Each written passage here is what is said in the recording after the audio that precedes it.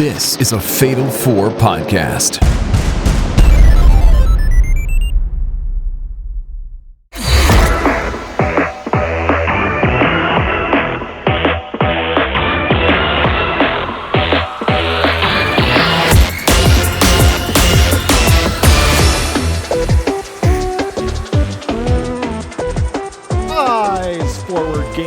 Prepare to shuffle those feet from side to side. It's time for Squared Circle Strafe, the premier video game podcast of the Fatal 4 podcasting network.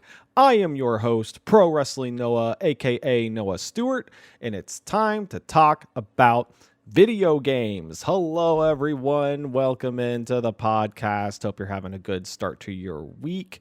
Sorry about the delay in last week's episode, or the lack thereof. I went on a little vacation.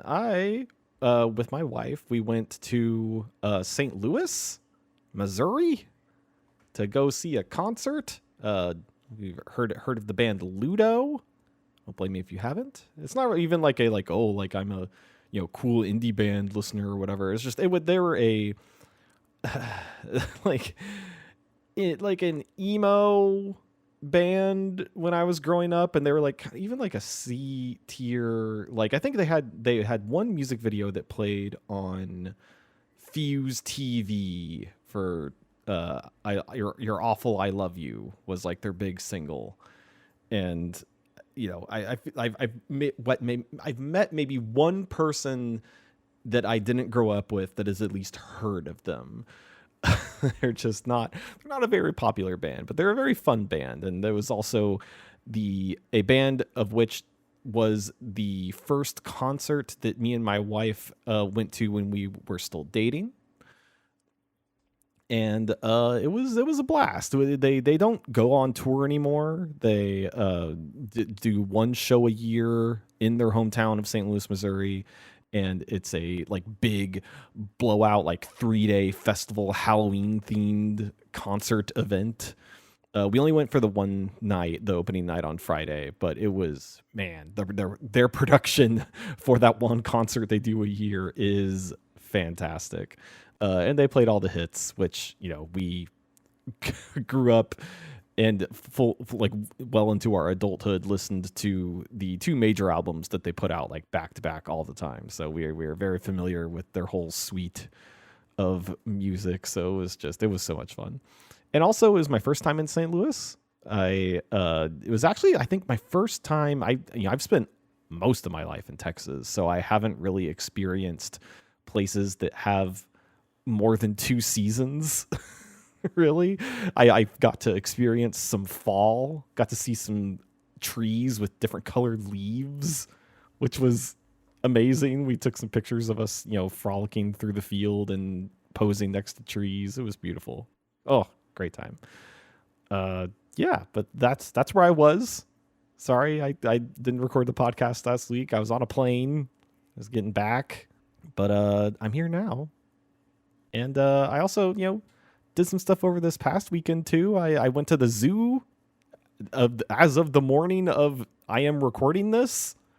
This morning I went to the zoo. Listeners of the Didn't Get All of It podcast heard Paul making fun of me about going to the zoo and how there's the same stuff there all the time. But no, there's new stuff. They just opened up a new Birds of the World exhibit, and they have a bunch of new birds over there. Saw vultures. They have a big nest.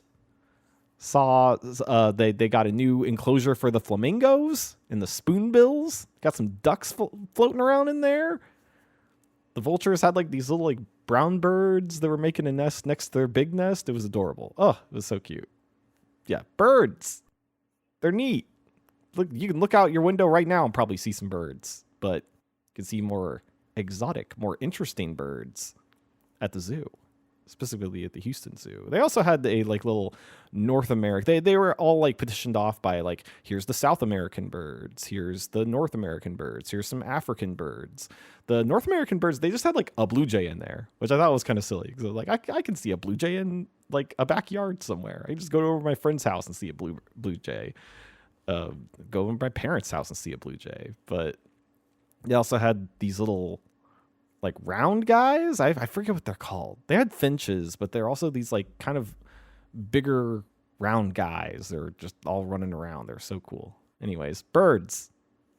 Look out your window. You might see some of them. But yeah, and then of course I saw some movies. You know, I always like to open these podcasts talking about the movies I saw. I saw Conclave, the Pope's dead, let's pick a new pope movie. It was fine. Good intrigue. Interesting premise. Also saw Honora, which in my Letterboxd review I said was sexy, hilarious, and heartbreaking, all in that order. Definitely don't miss Honora. If you have a theater playing it, go see it. It's one of the best movies of the year. I don't want to give too much away. I feel like it's a journey, an emotional journey, but it's fantastic. Mickey Madison, star-making performance. Go see Honora. Anyways, that's enough about my weekend. Let's talk about my past week in video game. All of our past week in video games. Let's talk about video games. The news time. There was some stuff. There was some stuff that happened last week. Not like, the big showcases that we like to run down, but there was definitely some stuff that happened. Starting off with like some of the like weird, more bummer news. This one was frustrating. This one was frustrating to me. So, this news coming to us from videogameschronicle.com, by the way. The U.S. Copyright Office refuses to allow remote access to out-of-print video games. This is coming after a petition from the Video Game Foundation, the Software Preservation Network supported by the Video Game History Foundation. They had petitioned the U.S. Copyright Office for an exemption that would let libraries and archives provide remote digital access to video games so that researchers could access them without having to visit their physical premises. And in order to make these games accessible remotely, libraries and archives would have to break the copy protection on games, or the DMCA. And the U.S. Copyright Office basically concluded that it would not grant the exemption to the DMCA, so remote access would not be allowed. And kind of where they came down on it was that the Copyright Office was claiming that there was not enough clarification on if the games would be accessible to one user at a time with a single user limitation, or whether it would be made available outside of the physical premises on a premises limitation. And also that the petition argued that remote access to the games would be considered transformative. It would not affect the potential market value of the copyrighted works, because only works that are no longer reasonably available in the commercial marketplace would be subject to the exemption. But so it's frustrating because we already kind of have this with, like books with the library. There are apps you can download, like Libby, where you can, as long as you have a library card, they will grant you access to download books, even like graphic novels and stuff like that, through an app, essentially breaking the DMCA, but they have licenses in place so that they are able to like loan that stuff out. But the Copyright Office is not, and also the Copyright Office was they were helped with lobbying from the ESA, the Entertainment Software Association, which sucks. Which the Video Game History Foundation has been very critical of the ESA through this whole process. But they basically they stopped this from happening because they thought that it would have market harm and thought that it posed a significant risk that preserved video games would be used for recreational purposes instead of research. Which, like, I feel like that's like a slippery slope, right? Like, who's to say, like when recreation and research, like where those begin and end? Because I feel like I have gone back and played older games for what I would say are like educational purposes. Like like we all do with like movies sometimes. Like go back and watch a movie from the 1940s. Is it as much fun watching like a movie that's made now? Sometimes yes, but sometimes no. And you just need to go back and read that stuff so you are more informed about stuff that is made now. And the same goes for video games. There are, like, especially like through mechanics, games have evolved so much. So going back and playing older games can sometimes be a little bit of a chore, but it's nice to know where those things came from. And stuff like this, I feel like a lot of it is an age thing, right?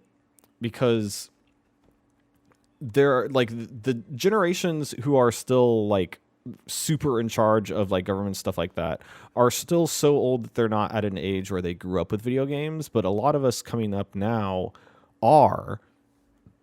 And I feel like we're eventually going to get to a place of understanding about that video games are not just like, I feel like to older generations, video games are viewed like as toys, like purely for entertainment, but people growing up now know that they can be more daring, they can be more artistic, they can be like educational in some ways, in some instances. And like, libraries have things in place for movies. Why not in music? Why not games? Video games is just like another form of media, and I feel that they should be, especially for preservation's sake. Like in the Video Game History Foundation, through their statement here talking about the U.S. Copyright Office, blocking their petition, said that they're still happy that they went through this process, because through their research, trying to like writing up the petition, they found that they did a survey of the video game reissue market in the United States, which proved that around 87% of video games released in the United States before 2010 remain out of print. That means like 87% of those games are just like unaccessible. The companies have not gone out of their way to make like reissues or remasters, or just making those games available in any way, like having some sort of first party emulator even to somehow make those games easily available to people. But if you were to say go on the internet and go find an emulator and then go find a ROM of a game to put on that emulator, then you would get in trouble because that is technically piracy. And the thing about, and also that's like, fans are doing their best to archive games that companies do not really care about anymore, whether it be because they are not interested in certain IP, or they are, belong to systems that are not like really able to be replicated in some ways. It is heartbreaking that is now being put on the fans to save a lot of that older media, when, and like sometimes those efforts are then punished because of copyright laws. And if they would just work together to make, archives and libraries have video games for the public to access, they could work together to make that whole situation better, to make it like they can put regulations in place so that it is more controlled. but so that it is still easily accessible.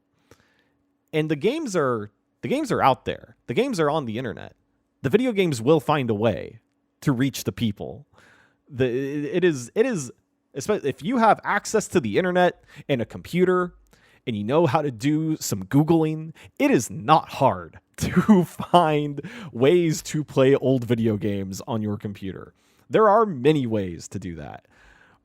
And I just wish there was a more legit way to do it. A way to legitimize this whole thing. I'm putting on my "we demand to be taken seriously" hat, but like video games deserve to be taken more seriously, I think. And again, I think that time is coming. I think that we will get there eventually. Time will be generous to video games in that way. And people even say that movies are still a very like young art form compared to like the rest of art, and video games are even younger than that. So there's still time for sure. There's still time for the way people view video games to evolve and mature. We're not there yet, unfortunately. So please go, if you have the means, go to Video Game History Foundation's Patreon and donate to their Patreon so that you can support more endeavors like this. I'm not currently, but I was for a time a patron of the Video Game History Foundation, and I wish that I would like to now. I should go look into getting re-signed up with them, because they have really cool incentives. They actually have a program where they have a whole library of old video game magazines that they have scanned and digitized and preserved.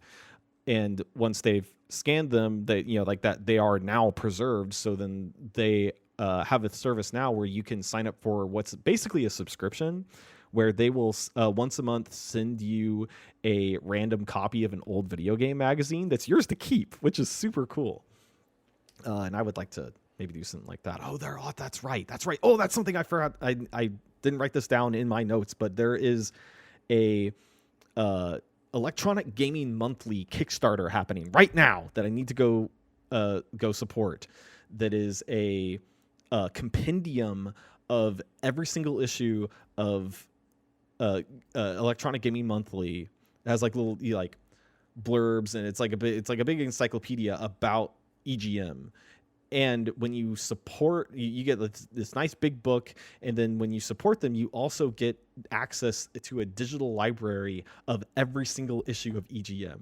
And like out of all the video game magazines I read growing up, I read Game Informer, I read Official PlayStation Magazine, got the demo discs and everything, and I read Electronic Gaming Monthly. And I would love to have access to all those old magazines and go back and just like read all that stuff. And it's also important. It's important to have records of that time. And I would also be interested in maybe once I have access to that catalog, maybe doing some like live streams or something, just looking through some magazines. I think that'd be fun. But yes, go support the Video Game History Foundation if you can. They do great work, and hopefully they can gain some ground in this whole video game archiving situation. One more piece of bummer news here. It's back in the news, folks. I'm sorry. It happened. I think this is the last time, though. I cannot stop talking, it seems, about Concord on this podcast. They refuse to stop having bad things happen to them. But this really puts the pin in it, unfortunately. Sony has announced that they have shut down Firewalk, the developer of Concord, as well as another developer they had under their umbrella, Neon Koi. Sony has officially announced that they have shut down Firewalk Studios and officially canceled Concord. If you remember when the game Concord was initially taken off of online services. The verbiage in that announcement was kind of like, oh, like we're taking it down, we're going to reassess, we'll like see about some stuff, and maybe it'll come back. Was kind of the way it felt. Well, that's not happening anymore. It is gone for reals this time. It is gone. It is gone, and the studio that made it is no longer exists. And at the same time, this studio Neon Koi, which was a mobile-based developer that Sony had under their company, that didn't actually ever announce any games. Obviously, they had some stuff in incubation. We're working on some stuff, but never actually had anything officially announced. And Sony also decided to shut them down as well. According to Bloomberg, this resulted in 210 people losing jobs. Sony has said that, and this is, I feel like this is a common thing recently, because Ubisoft did this too when they had their layoffs recently. That they've said that they, will keep the people on staff and try to find other places in the company for them to go. Presumably keeping their jobs, but I really have a feeling that a lot of those people it will take time to have them find projects, and a lot of those people will probably, want to move on to something else, meaning leaving Sony and going to another company. So, and who knows how hard Sony is actually trying to, find other places for these people to go. Yeah, never know with big companies, but that's it. That's it for Concord. I don't think it's going to be coming up in the news again anytime soon. It's a shame, and also makes me very nervous for Sony's other games as service shooters they have in the pipeline. I believe Fair Games is still in the works, which is a shooter, like an online games as service shooter that they have in development. I believe that's still floating around there somewhere. They've talked about Marathon maybe having some new Bungie's extraction style shooter, having some new news about that sometime soon, but still no looks at gameplay coming anytime soon. So that still feels like it's a little bit of a ways away, maybe sometime next year. And and also they've gone on record saying that game Marathon is going to be $40, which was the same strategy they tried to go with Concord, which I think a lot of people cite as one of the major failings of Concord, not being free to play and being this $40 product, which I think is a little bit misleading because Concord had a lot of other problems besides being $40. But I think the advantage that Marathon has is being from a recognizable developer like Bungie, and also that, well, Marathon is technically a pre-existing IP because Concord was like a whole new thing. And Marathon is technically a pre-existing IP. It was like the game that Bungie was known for before Halo. But most people know Bungie as like the people who made Halo. And Marathon was a Mac exclusive at the time when Mac was known for not really being a machine that plays video games. It kind of still is known for being a machine that does not really, is not known for playing video games. So we'll see how Sony's, I'm assuming they maybe put the kibosh on greenlighting new projects in this vein, but we'll see how, their remaining catalog of games as service shooters that are still in the pipeline, how those kind of develop and shake out. But some stuff that, is some new stuff that's happening. Nintendo's got some news, everybody. Alarmo happened, and now they've got they announced and released this week a music app that you can download on your phone where you can listen to Nintendo music. I believe the app is called Nintendo Music. And I downloaded this thing, and it's pretty neat. It's so one of the frustrating things about Nintendo with their soundtracks is that they have never been available on any streaming services. If you want to listen to Nintendo music on Spotify, it's always having to be like through covers and like people doing their own versions of Nintendo songs, which is not always what you want. And if you wanted to listen to Nintendo music, you'd always have to like look it up on YouTube or something. But now there is an app where they have officially put some of their soundtracks on there. In order to get access to it, you have to be a Nintendo Online subscriber, which I already am, so that wasn't really much of a pain point for me personally, but I can see how it could be for people who are not. And the app itself is like honestly kind of neat. Like the UI is pretty good. They have some pre-made playlists on there to kind of like for certain vibes or for certain franchises and stuff. And they have a list of currently available soundtracks on here, and they have it all split up by system, which is pretty handy. For the NES, they have Metroid. The Famicom version of Metroid, which is like weirdly separated here, and Super Mario Brothers 1, the first Super Mario Brothers. They have for the Game Boy Dr. Mario and Kirby's Dream Land. For the Super Nintendo, they have Donkey Kong Country and Super Mario World 2 Yoshi's Island, which the very first thing I did when I opened this app was I went to Donkey Kong Country and I brought up Aquatic Ambience, which I feel like was a lot of people's first move, but that was definitely the thing where I was like, can I just like have this and put it on loop and then go to sleep? Because that's what I want.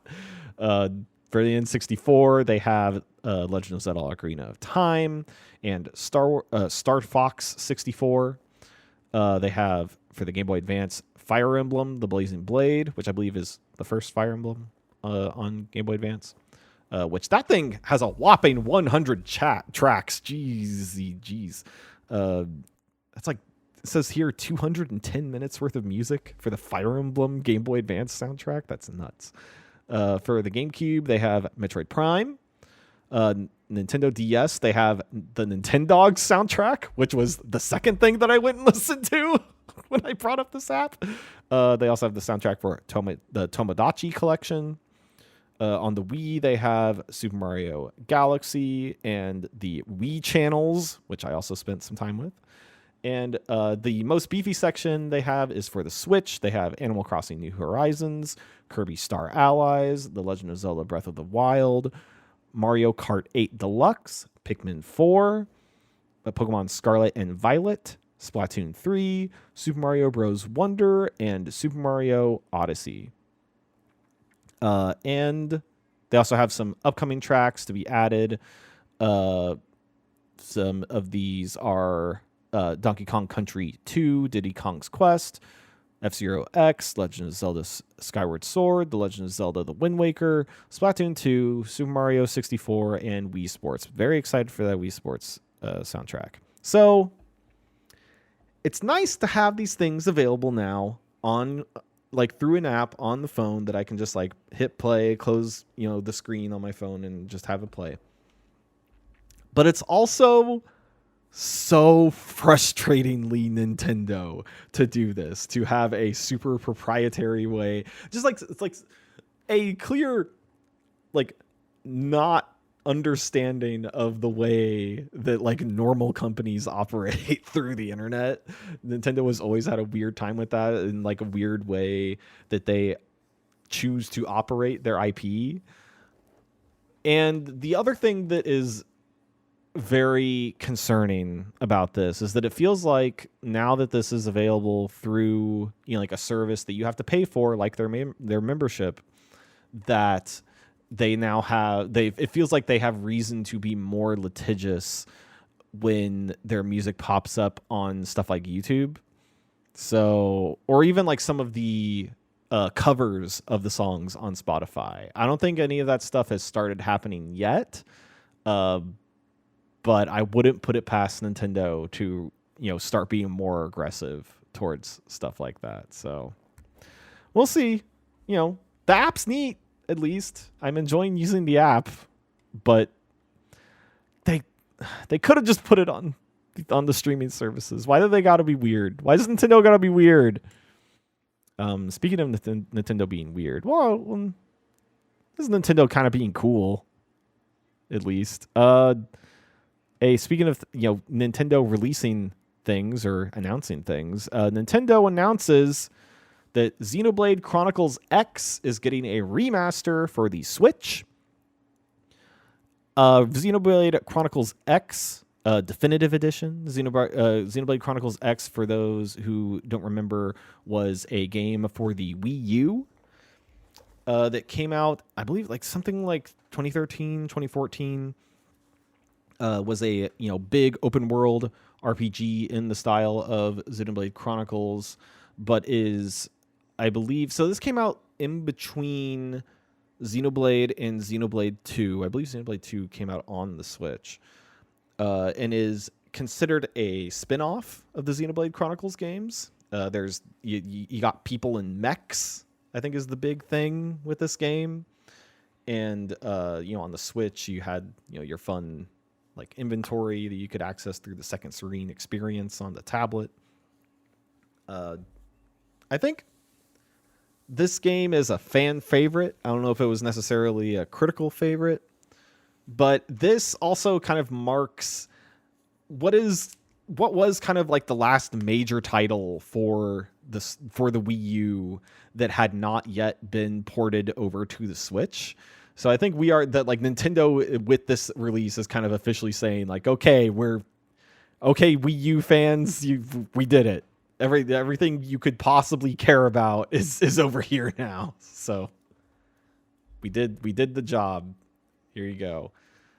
Which is neat, which is nice. I really need to play those Xenoblade games. I feel like they are games that I would like, but they're also 100-hour commitment JRPGs, which is not always the easiest thing to start. I am still playing Persona 3 Reload. That is still an endeavor that I am going down. I think I reached 70 hours this weekend. Jeez. So, yeah, those JRPGs, big time investments, big deals.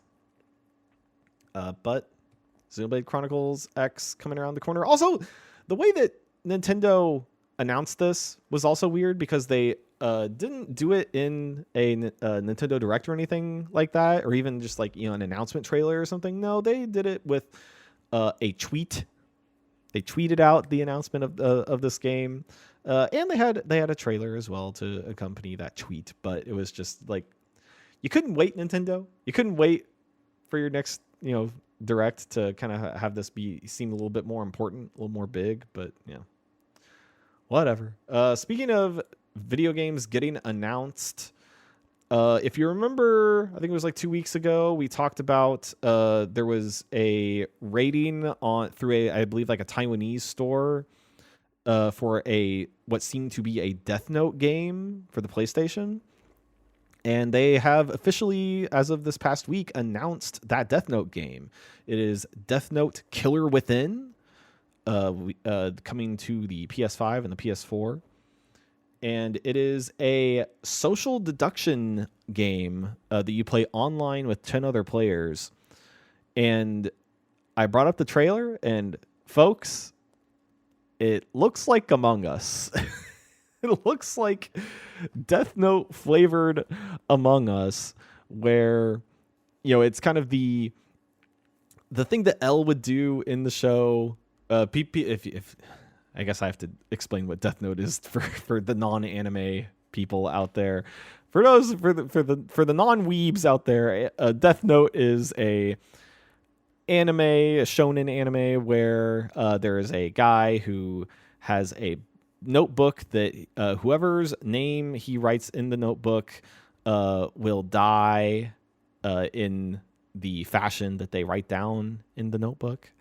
And there is it's a kind of mystery. Well, not really mystery. It's a procedural anime where there is a kind of detective who is trying to figure out who this guy with the notebook is that's doing all these murders. And that this has that where there is in the pool of 10 characters or 10 players in this social deduction game, there is I think either one or maybe multiple people holding the death note that is doing murders on this kind of like board game board where the players are represented as these little like Playmobil meeple people. And you can select players, and then I think it has like predetermined means of death that you can select and write down in the notebook, like getting run over by a bus or having a heart attack or being electrocuted or something like that. And you will see that stuff play out on the board as you are kind of in real time running around and doing objectives kind of Among Us style. And then after, people die, the other players can deduce and try and suss out who the people committing the murders are. And then, they go on trial. And if they're, you got the wrong guy, then the people with the notebook can kill them. It seems interesting. If you like Among Us, it seems like a fun little permutation on the Among Us formula. It seems like something that might be, I don't know. It seems like you'd have to have a lot of friends to get together to like have the most fun with this. I don't know how much fun it would be playing against strangers, but hey, a new Death Note video game is not something that I was on my bingo card for 2024. So that in and of itself is at least interesting and exciting. So Death Note, Killer Within, that says that it is launching very soon. Actually, it's launching November 5th, which is like the day after this podcast goes live. So there you go. If you search on the PlayStation Store, it's probably there waiting for you. And that's been the news for this past week. Why don't we take a break? And when we come back, I will talk to you about some video games I've been playing.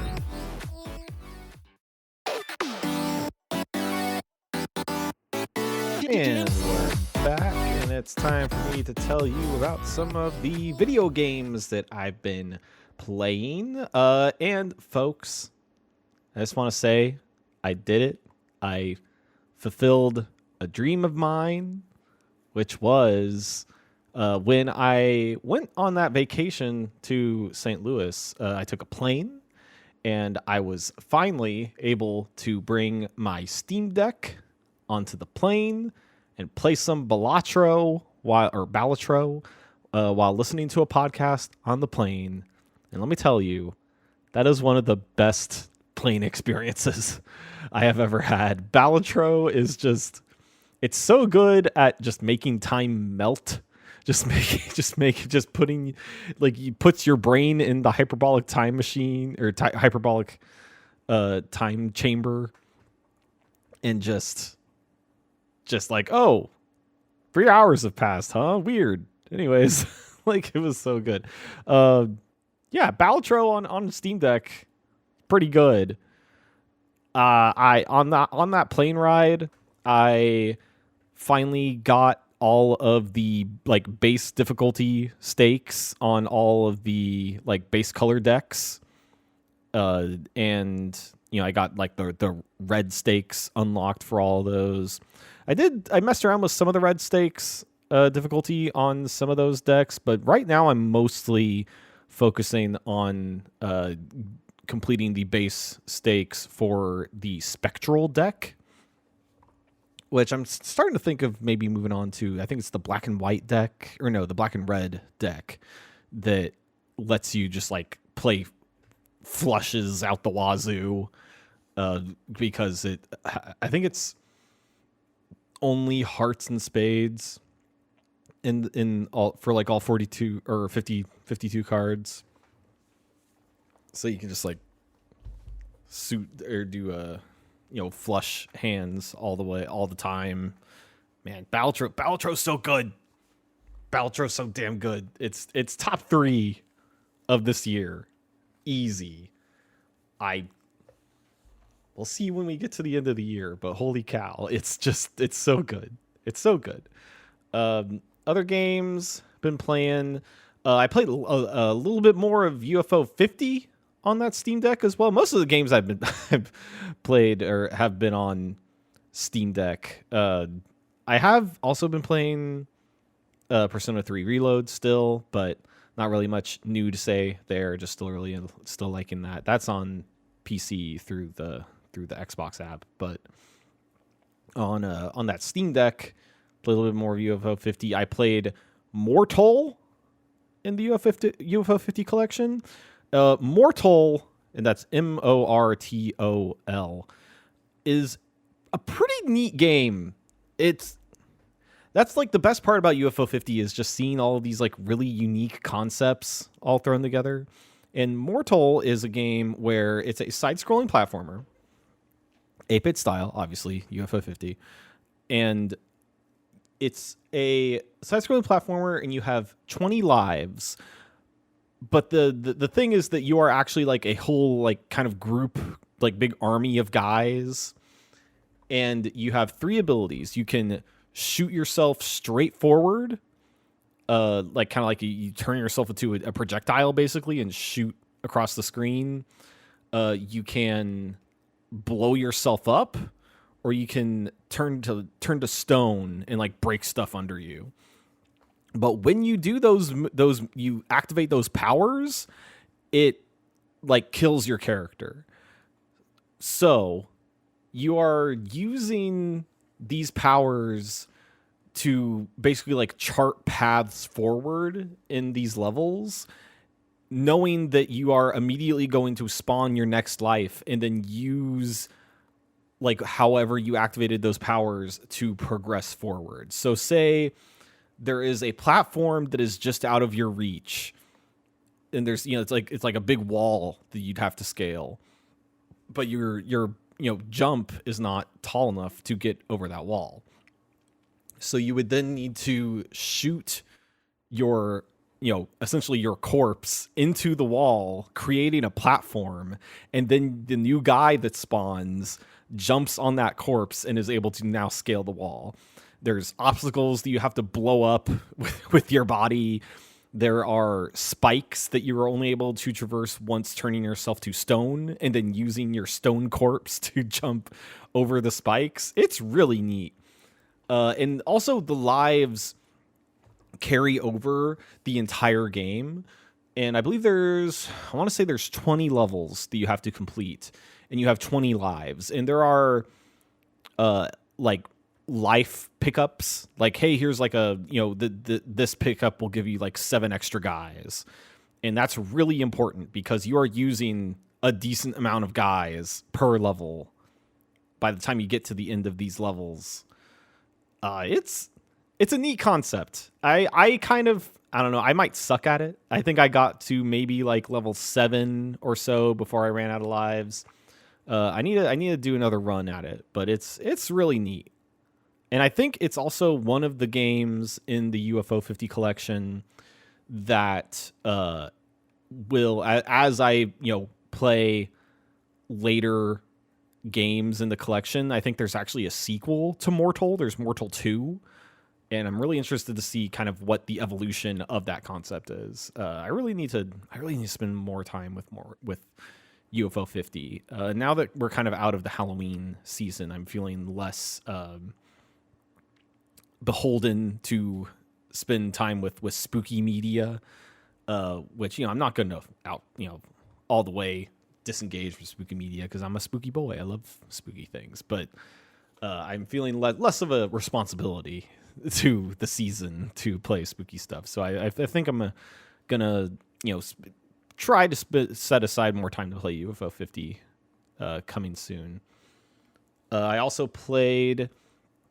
This is a weird one. This is one I actually haven't seen anyone really talk about from like other podcasts or other online resources or anything. This is just a game I saw on Steam. I think it was like $10 or something, and I thought it looked neat. It's a game called Parking Garage Rally Circuit. It's just from Wallaber Entertainment. It is and it intrigued me because the screenshots I saw on Steam and the trailer on their store page, it looks like Sega Rally for the Sega Saturn. It's got that real low poly art style, but it's more like the Sega Saturn than it is the PlayStation. Like the edges are a little cleaner, I would say. It's got that real Sega Saturn, Sega Dreamcast, Blue Sky era kind of vibes to it.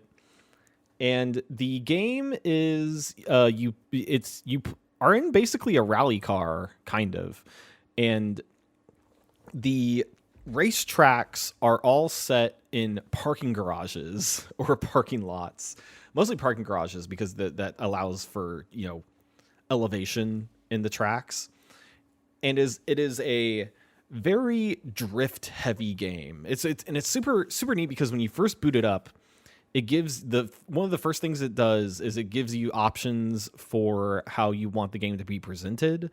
Like you can have it be presented in the original, like what would have been the original 4:3 aspect ratio for the Sega Saturn. You can have it at a 16:9 aspect ratio, like you're playing on a modern emulator. You can choose to have, scan lines off or scan lines on. I chose, scan lines on, kind of have that more authentic experience. And then it also has aspect ratios preset for the Steam Deck, which is nice. Been playing it a little bit on there too. But it is a very drift-heavy game. If you are familiar with the way the drift mechanics in Mario Kart, especially modern Mario Karts work, then you will be right at home with Parking Garage Rally Circuit. It's kind of got that, like you hit the drift button. In this case, you accelerate with the right trigger, and then you drift with the on Xbox would be the X button, PlayStation Square, I guess, and you hit drift, and you can kind of adjust your turn in the drift with the left analog stick, and as you continue to drift, you get like some little yellow sparks and eventually green sparks that give you boost when you let off the drift and boost out of your turn. And the tracks are really tight and have like really tight turns, really gradual turns, and it incentivizes you to like drift and then boost out of the drift, and then if you are able to then drift while still boosting, you kind of chain your boosts together. So it's a very if you like the Mario Kart style of drifting, it's a very satisfying way to kind of exercise that mechanic. And then also it's got it's the single player mode. It's more like a time attack, less so than a straight up racing game, because it has like 3 times for like bronze, silver, and gold times. And each of those times on the track is represented by a ghost car. So you're still getting kind of that like racing-esque feeling by seeing the other cars, but there's no collision or anything because they're ghosts. But it's still really fun. It's still just fun, like zooming around these really tight tracks. There's cars everywhere. You can accidentally, run into the cars, and it's like cars go flipping everywhere and stuff. It's also, I think they just recently added split screen multiplayer. So it's got local multiplayer and it's got online multiplayer. I haven't played any of that yet. I've just really been sticking with the single player. But it is a great, just kind of turn my brain off and just like play a racing game for a little bit thing. It's not like anything too serious, but it's just it's nice to just have like a little side fun title to just kind of like get into if I just need to like listen to a podcast or just kill like maybe 15 minutes or something before needing to do something in the day. But yeah, Parking Garage Rally Circuit, if you have nostalgia for kind of that like late 90s era of Sega, it definitely hits that. So keep an eye out on Steam for Parking Garage Rally Circuit. And then this last game that I've been spending at least like a little bit of time with, I actually just booted it up today and spent a couple hours with it. Nine Souls. This one people have been talking about a little bit. I think it came out in August, I want to say. It's been around for a hot minute. It's by Red Candle Games, which is the Taiwanese developer that did the horror game Detention. And now they have this Nine Souls, which is a kind of think Hollow Knight meets Sekiro is kind of the best like elevator pitch you can give for it, because it is a like really nice looking 2D animated side-scrolling kind of Metroidvania situation. And the combat is very parry focused. You play as like a little like kind of cat character, and I believe they've said that the martial arts that is practiced in the game is Tai Chi. So kind of, the art of using your opponent's momentum in like an evasive style to combat them. And so and also the world building of the game is I think very neat. I actually played the demo of this game, I think, during a Steam Next Fest last year, and I was not too taken during that time with the demo, but for some reason when I just decided to buy this game like this past week, because I've heard so many people say really good things about it, and for whatever reason it just really clicked with me during the couple hours I spent with it today, and I'm really enjoying it. The world is a kind of a like, you spend the beginning of the game with these like tribe of humans who appear to be like kind of like a new race of people in this world where technology is like really old, and they perceive the technology to be magic because it's like all they've known.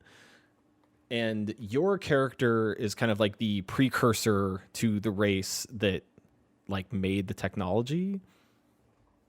So it's got that kind of, mystical sci-fi kind of setting. And, obviously I haven't really delved into the story that much. I've only spent about, I'd say like 2.5 hours with the game. I've beat the first, I guess you would say, like mini boss. It's at least the first enemy that has like, a name and has like a little life bar at the bottom of the screen. And I've kind of hit like the first hub section of the game, little hub world area. But the combat is very engaging. You've got just very tight parry windows. You'll see like the enemies kind of flash with okay, I'm going to attack you now, and then you hit the parry button, which charges these little like a meter you can pop off to then tag enemies with seals that can either make them explode or make them freeze. You can kind of like adjust those abilities in your little skill tree. And I'm really excited to see the rest of it. I think I want to say it's something like a 15 to 20 hour experience the last time I looked it up on how long to play or howlongtobeat.com. So decently beefy experience. It's a Metroidvania. I feel like it's going to be a really good like Steam Deck in bed game. Well, we'll see how sweaty the combat gets. Maybe I will prefer a more traditional gamepad as opposed to the Steam Deck. But yeah, Nine Souls. I've come around to it. I think I'm excited to see it the rest of the way through. That is, if the combat doesn't kick my ass too much. I tend to have a bad record of bouncing off of like Souls-like games with that kind of demanding combat. But we'll see. I'm really looking forward to digging into it. But that's all the games I've been playing for this past week. Why don't we take one more break, and when we come back, I will have a third segment for you.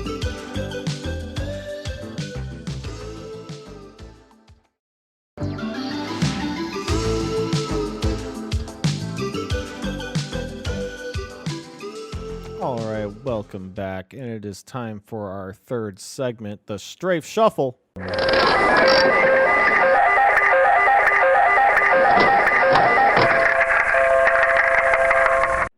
All right, folks, it's getting towards the end of the year, and I feel like it's really starting to be crunch time for seeing if I can fit some of these games that I haven't been able to get to that have come out this year in time to kind of be able to speak on them for, the kind of like game of the year conversation that we're going to have in December. So I thought that I would kind of plot out some games that I would like to get to before then, kind of, like really make an effort to get to these before the end of the year. So with that, I would like to spend more time with Star Wars Outlaws. I spent a good amount of time with that game, but I would like to finish it, especially because Paul Griffin has finished that. And I would like to be able to, have a fun conversation with him about like kind of the whole of that game. There is a strategy game called Tactical Breach Wizards that I've heard nothing but fantastic things about. It's by the developer that did Gunpoint and what was that game? Heat Signature. That's the name of that game. And it is a kind of like XCOM style strategy game, but maybe more like a Into the Breach, where you play as like fantasy type characters, like wizards and rogues and stuff, but in a kind of Call of Duty mold where you have assault rifles and you're breaching rooms and dispatching like arrangements of enemies. But it is XCOM in that you have like a certain amount of action points that you can move your characters around the room and take cover behind chest high walls and stuff. But you have magic characters you can like cast portals that allow you to get behind enemy cover and like dash in and out of combat. You can but the big thing with the game is that it has a time rewind mechanic, so you can plot out kind of how you want the turn to go, and if it didn't work out, then you can just rewind time and try a different tactic. So it's has like these big brain, like, okay, how do I kind of like solve this tactics puzzle thing, but you have the freedom to kind of like try some stuff and see what works. I've heard really, really cool things about that game. I would like to spend some time with Fields of Mystria. I would say I'm traditionally not a farm sim player. I have not like spent a lot of time in that genre on my own. I've played a decent amount of Stardew Valley with my wife. And Fields of Mystria is a game that she fell in love with and played the heck out, like all of the content available in that game. And I feel like I would, and I've also heard very good things from other places as well about how good Fields of Mystria is. So I feel like I have some due diligence there to at least, give it a fair shake, try it out. So definitely want to spend some time with that. Buckshot Roulette is a game that I think took off really early in the year and has kind of like been, staying in the conversation. A really small game, really cheap game. I think it's like $3 on Steam. But it is a like kind of a bluffing, I don't know, bluffing game. You are playing Russian roulette with a shotgun against this really creepy, almost think like Inscription, where it's just like a really creepy face on the other side of a table from you. And you are like playing Russian roulette. There's a certain number of bullets in the chamber, and you are trying to deduce when the gun will fire and when it will, not fire a bullet. And you can choose to either point it at yourself or point it at your opponent. And I think like a full playthrough of that game is like 40 minutes or something. It's like a really short experience, but it has a lot of replay value, which is why I think it's kind of stayed in the conversation. I think like a lot of streamers have been playing it, and you can also, I think once you complete the game, you unlock a lot of bonuses that kind of freshen up the experience. So also it's got like, you know, the kind of low poly PlayStation 1 aesthetic kind of thing going on. So that looks like a good vibes game. Pacific Drive is also a game that came out earlier in the year that I thought I really wanted to check out. It's like a survival game, but in a car, and it kind of plays like the aesthetics are like Stalker, where I think it literally takes place in the exclusion zone, which is like a very, you know, woods heavy, but like almost Lovecraftian horrors are happening out there with like weird portals and monsters and stuff. And you have to like find like equipment to upgrade your car and stuff. It looks really neat. I think at the top of my list, as far as things I definitely want to check out before you know the year runs out, is 1000 Times Resist, which is I believe a very narrative heavy, you know, just kind of like visual narrative game. And I think it takes like 14 hours or something, but it's a game developed by an art collective, and it's about like androids at the end of time. Some like really heady, like philosophical stuff. I've heard some people say it's like their favorite game of the year, the people who have played it. So that's definitely something I definitely want to like check out before the end of the year. There's a game called Arco, which is another kind of tactics strategy game, pixelated, top down. It looks like it involves like Native American kind of aesthetics.